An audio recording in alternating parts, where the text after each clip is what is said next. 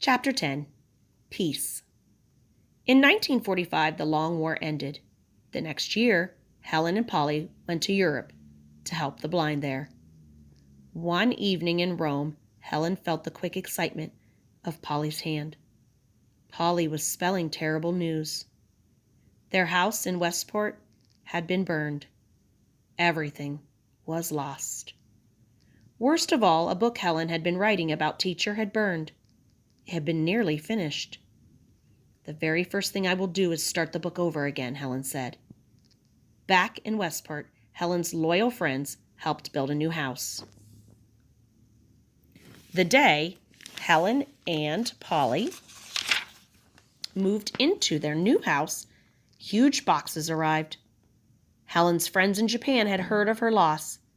They had sent gifts of tables and lamps and other furniture. Helen ran her fingers over the delicate china and carvings. One package was wrapped the most beautifully. It was a tall incense burner. The emperor had sent it to her, to his friend, Helen Keller. Many honors came to Helen Keller through the years. Colleges all over the world gave her special honors.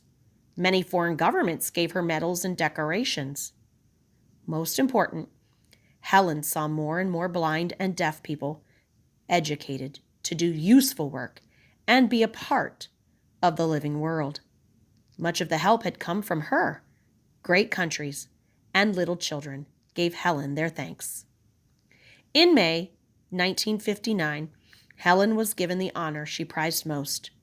The Helen Keller World Crusade was begun at the United Nations building in New York City. It would help blind and deaf children all over the world. Helen was very proud. She had lived through 2 terrible world wars.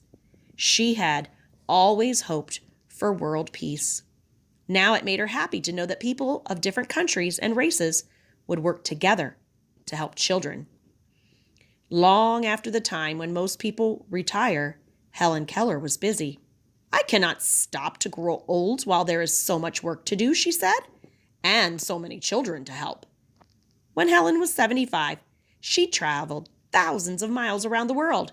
She made many speeches and met many new friends. On her 80th birthday, in 1960, the American Foundation for Overseas Blind announced the Helen Keller International Award.